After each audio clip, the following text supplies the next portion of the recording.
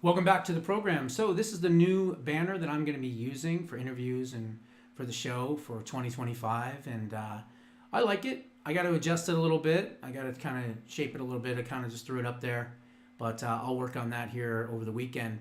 But the first thing I want to talk about is this unbelievably horrific crash that just took place at Reagan International Airport in Washington, D.C., and apparently there are multiple fatalities as a Blackhawk helicopter crashed into an American Airlines flight, and apparently it crashed into the Potomac River. There's not a lot of information. It just kind of happened, so there's a lot of things that are happening right now. People are talking about it. And so I wanted to address it before I get into the RFK Jr. stuff and some of the other things that I wanted to talk about. But this was Carolyn Leavitt, the new press secretary for President Trump, I believe on Fox News with Sean Hannity. Yes, Sean, of course, this was not the planned topic of discussion for your program tonight. But in light of this breaking news, I have called over to my counterparts at the White House, and I can confirm that President Trump has been made aware of this situation. And tragically, it appears that a military helicopter collided with a regional jet at DCA Airport right here in Washington, D.C.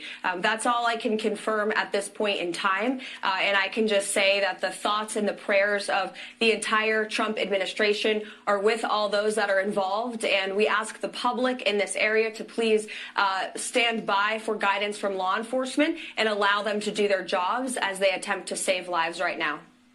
I think that's very well said and good advice for everybody. The activity, Caroline, as we look at the videos here, seems to be on. So that's all we really have right now. Was this a terrorist attack? Was this intentional?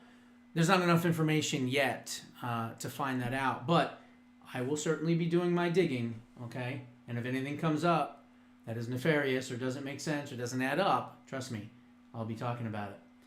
All right, so the next thing that I wanted to talk about is the RFK Jr. hearings. My goodness.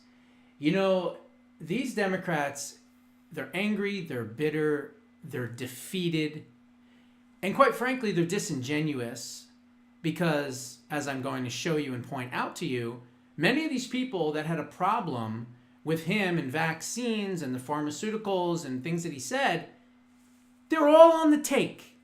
They're all on the take. But before we get into that, here's an exchange with Virginia governor, or was governor actually, now Senator Mark Warner.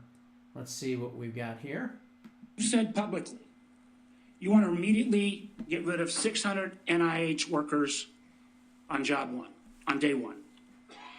When we had our meeting, you said you'd actually like to get rid of 2,200 people from HHS. Which offices are you going to start cutting and riffing these 2,200 workers from? Senator, there's 200 political appointees that are changed during every administration. So if you got rid of those 200 political appointees, you're not going to replace them with your political appointees. Well, President Biden this year changed 3,000 employees at HHS, 3,750 So at NIH. your 2,200, what departments are you going to pick them from? I love it. He points out the hypocrisy, and these Democrats ignore him and just keep going after their agenda. Unreal. Well, the same as President Biden did when he changed 3,000 out. Let me just, I'm down to a minute 30. The chairman's been generous with colleagues on both sides. I may have to go a couple minutes over.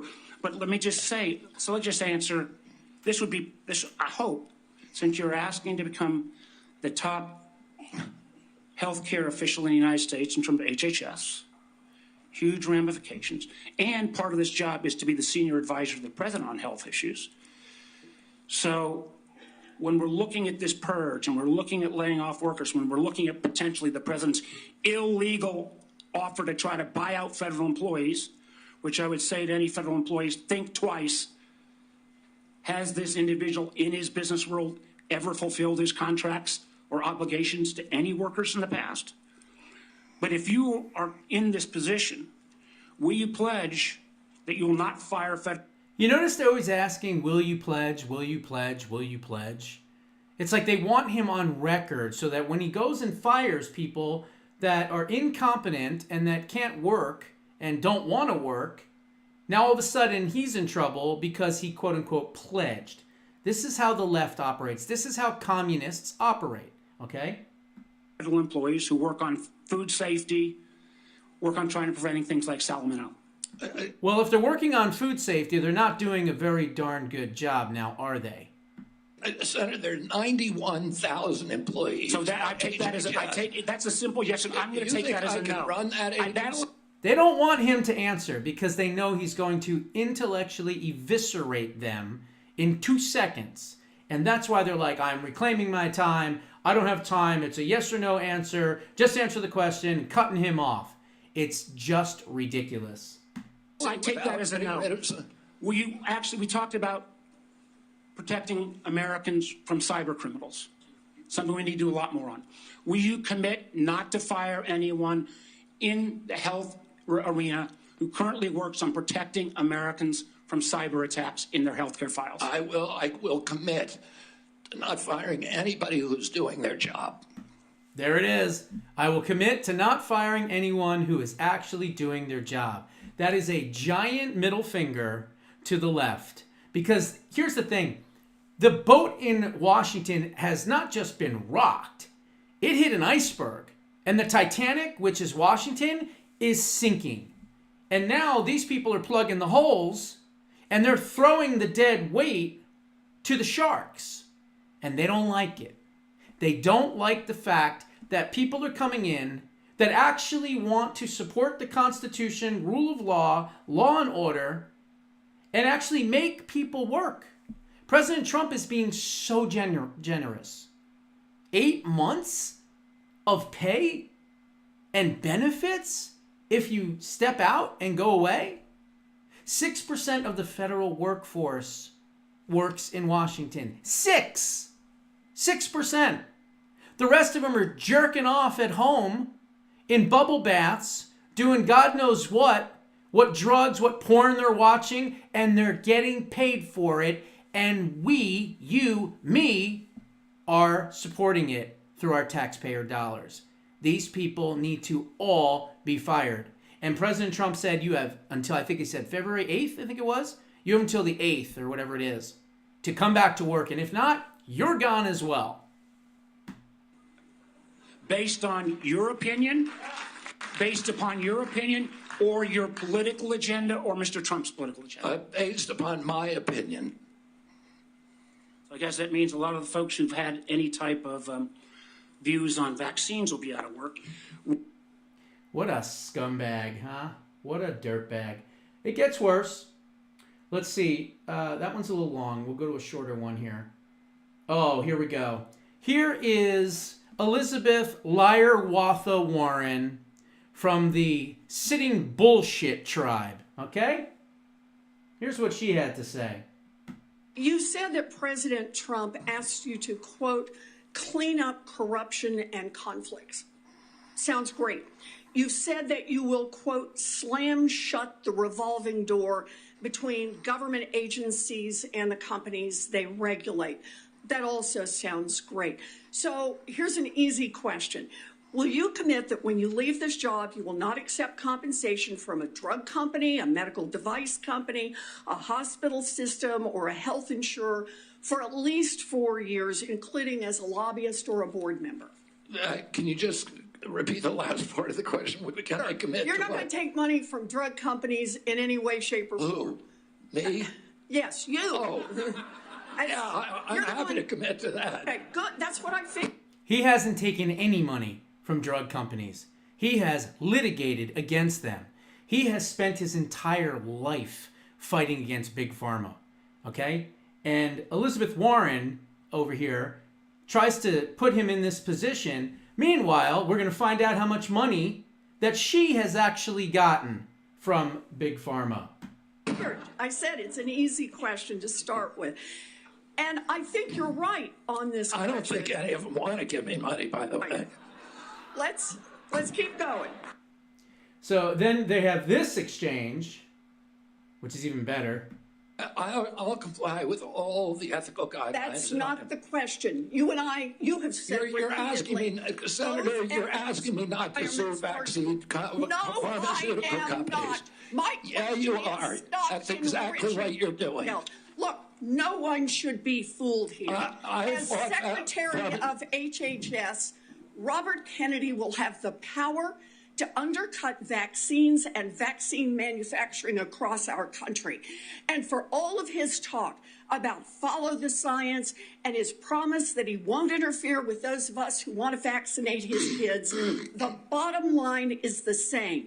Kennedy can kill off access to vaccines and make millions of dollars while he does it. Kids might die, but Robert Kennedy can keep cashing in. Senator, I support vaccines. I support the childhood schedule. I will do that. The only thing I want is good science, and that's it. How about then say you won't make money off what you do as Secretary of HHS? Clear that Mr. Kennedy has gone through the same Office of Government Ethics process as every single other nominee in the Finance Committee this year and in previous administrations. In addition to listing his assets, including the items that you've identified, this is Mr. Crapo. He has signed an ethics letter that has been reviewed Senator. by the Office of Government Ethics concerning any possible conflict in light of its functions and the nominee's proposed duties. And we have a letter from the Office of Government Ethics that he hasn't complied completely with all applicable laws and regulations governing conflicts of interest. Mr. Chairman, point of information here. Have we had a single nominee come through who's made $2.5 million off suing one of the entities that it would be regulating and plans to keep getting a take of every lawsuit in the future? Have we had that before? I haven't reviewed the past documentation of every other nominee's. Whether he sues them or not and makes money on it, it's capitalism. Who cares? He's not taking Big Pharma's money. He didn't take Big Pharma's money in his campaign when he was running for president, and he hasn't taken it in any other capacity because he's been suing them. He's been trying to stop them. He's been trying to stop them from poisoning our food supply, our water supply, and all the other things. And so these senators are not only stupid, but they're disingenuous, okay? Let's see, who else was in this? Barney Sanders. Oh, this one's rich. You have started a group called the Children's Health Defense. Which, by the way, I have interviewed Dr. Brian Hooker, who is a co-founder of that group. I don't know if you remember that interview. It was a while back. You're the originator. Right now, as I understand... Okay, so on screen, they're showing a picture of a onesie, like a baby's onesie. And on the onesie, it says unvaxxed and unafraid, and then there's another one that says something else that when the video comes on, it'll show what it says. And he's freaking out about an advertisement for a onesie. That's what they care about, onesies, right? Understand that on their website, they are selling what's called onesies. These are little things, clothing for babies. One of them is titled Unvaxxed, Unafraid. Next one, and they're sold for $26 a piece, by the way. $26? I thought you were a socialist. Oh, now you're a capitalist all of a sudden, huh? $26 is too high for the socialist? Next one is no vax, no problem.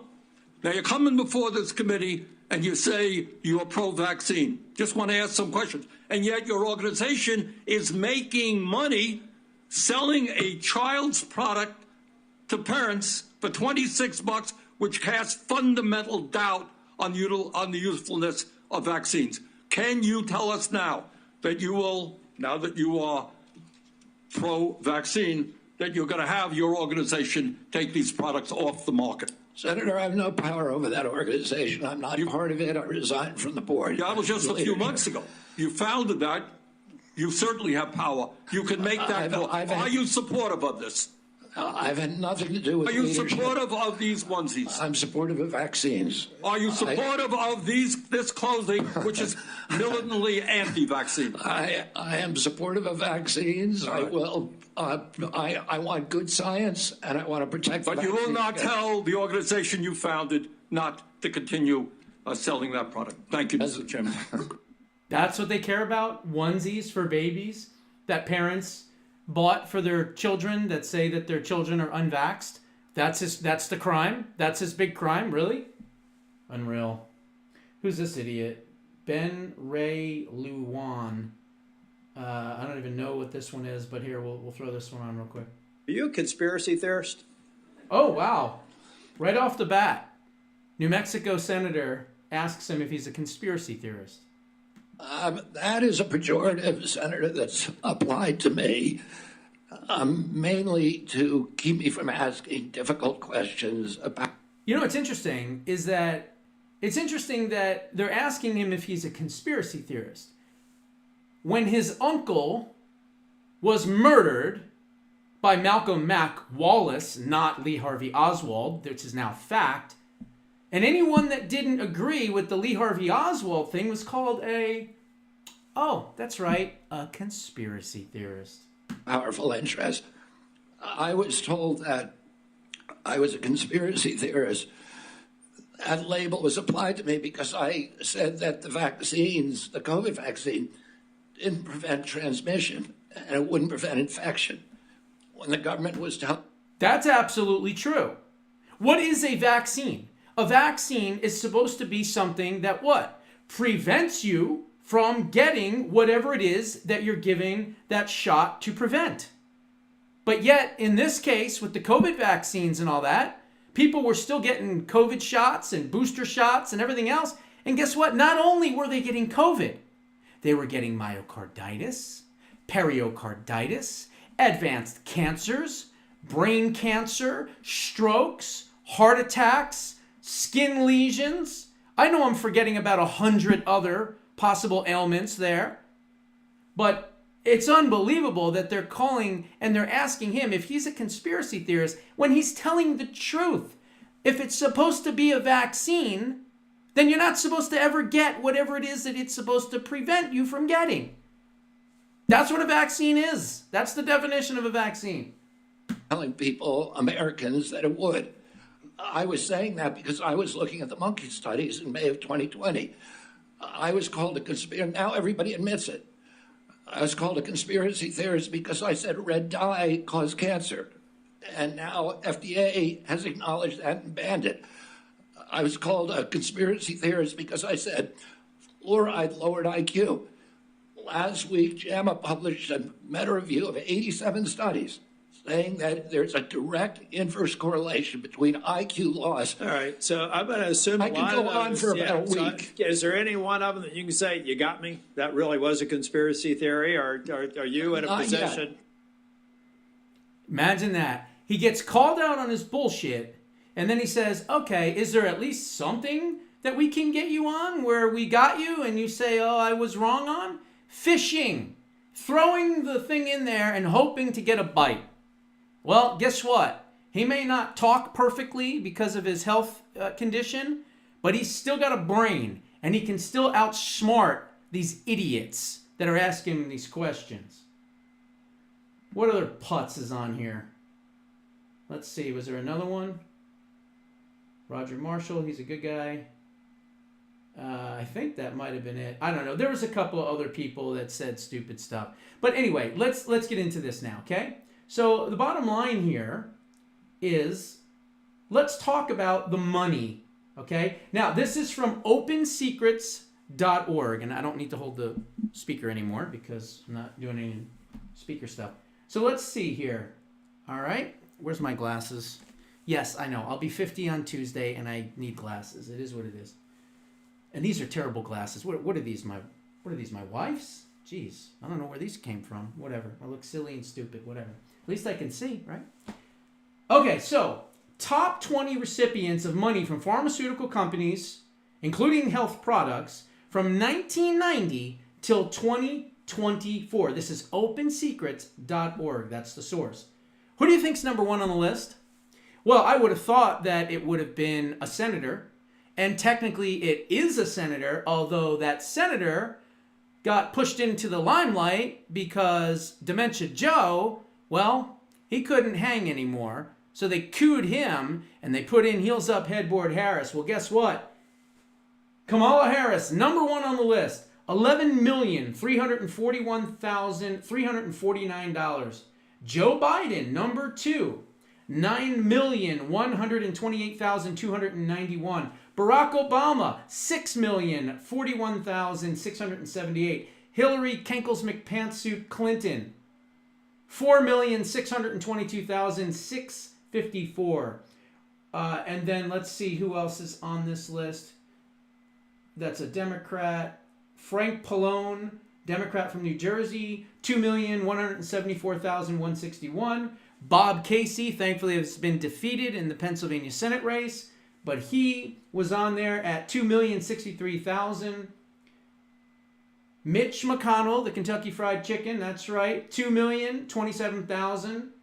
Bernie Sanders, $1,953,613. Oh, that's interesting. You're worried about these onesies. You got the problem with the onesies. Meanwhile, the guy has taken $1,900,000. You know, honestly, RFK Jr. could have just basically studied every single Democrat that was going to be asking him questions, found out exactly how much money that they received from Big Pharma, and any question that he got, he could say, you know what, that's a wonderful question. I'd like to ask you a question. Are you ready to send back to either charity or donate it to charity or send it back to the big pharma companies, the 1 million blah, blah, blah, blah, blah that you've received from these big pharma companies? I would have been on the offense just like that. Who's next? Bernie Sanders. Let's see. Raphael Warnock. There's another one. $1,763,425. Patty Murray, Democrat, Washington, $1,616,081. Scott Peters, California, $1,583,000. Chucky Schumer, that's right, $1,557,928. And the newly convicted 11-year jailbird, Robert Menendez, you know, Gold Bars Menendez, yeah, him, $1,491,425. Now, missing from the list was Liar Watha, sitting bullshit, as we know her, and she was not on the top list. So what does that mean? Well, it means that she's not the biggest amount of money coming from Big Pharma, but she still has had plenty, okay? And her numbers are 625,000, okay? That's her number. And Ron Wyden is another one that was doing the questioning, and he has taken in thousands and thousands of dollars. Let's see, what is his number? His number's about 324,000. So maybe not as much as the others, but still certainly a lot. And we've got to keep these politicians honest, which is almost impossible. We know that, right? They're about as ethical as a rabbit in heat. But the bottom line is, we need to explain to people that these people asking these questions with this holier-than-thou attitude, that they are superior and that they don't take money and that they're not being hypocrites, is total and complete bullshit. There's the numbers for you right there. Those are my thoughts. What are yours? Put them down in the comments below. And remember, Full Throttle Thursday tomorrow. God bless.